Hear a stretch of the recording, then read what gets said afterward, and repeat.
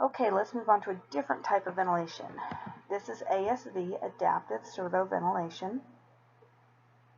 This detects unstable ventilation and responds with variable pressure support to maintain ventilation. So what this means, ASV makes quick breath-by-breath adjustments in the IPAP setting to regulate breathing. So if they sense one breath that's decreased, they're going to increase the IPAP pressure. And they're going to continue increasing the IPAP pressure until they sense that the patient's breaths are normalized.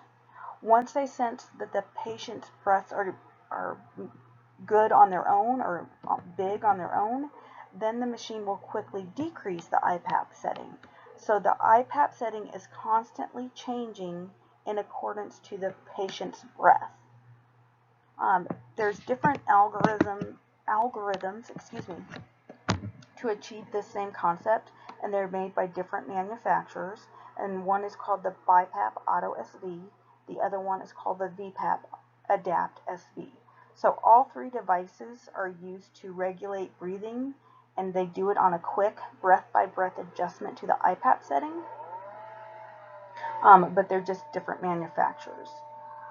Goal with number one with this device is EPAP is going to increase to treat airway obstructions, just like CPAP does. Goal number two is we're trying to maintain a normal peak flow or airflow from the patient by adjusting the IPAP pressures in response to the patient's breathing pattern. And then goal number three is to provide a backup respiratory rate if the patient begins to have central apneas.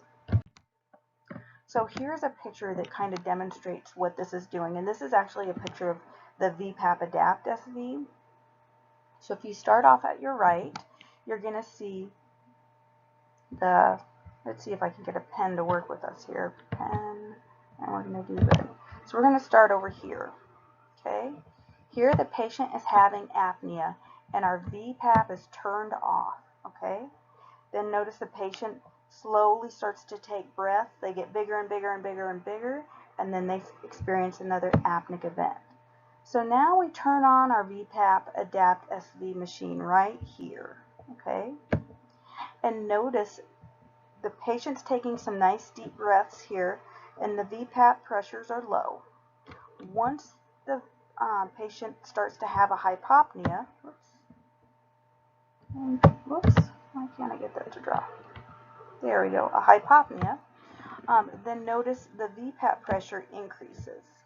Okay, when the patient starts taking nice big breaths again, right here, notice the VPAP pressure decreases.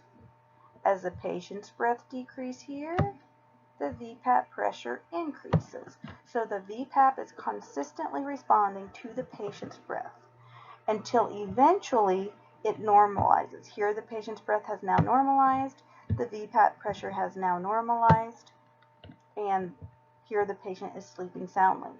So then if we turn the VPAP off again right here, notice what happens to the patient's breathing. They go back to having hypopneas and apneas.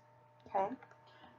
So with ASV, the doctor will prescribe the following settings: an EPAP min, an EPAP max, a pressure support min, and a pressure support max. And then the algorithm within the machine will adapt, just like we saw here, to the patient's breathing based on these parameters. So they will not go outside of the settings you put in. Pretty cool, huh? Our indications for ASV is only central apnea. Now, saying only central apnea, that's great, but there are 8 different types of central apnea. Treatment emergent central apnea is something you'll see in the sleep lab, and fairly common actually. And this is where you put a patient on CPAP to treat obstructive sleep apnea. And once you overcome the obstructions with CPAP, the patient will start to have central apneas. So although you've treated one problem, you've created another. So, and there's a list here for you. I'm not going to read through all of them. They are also in your book.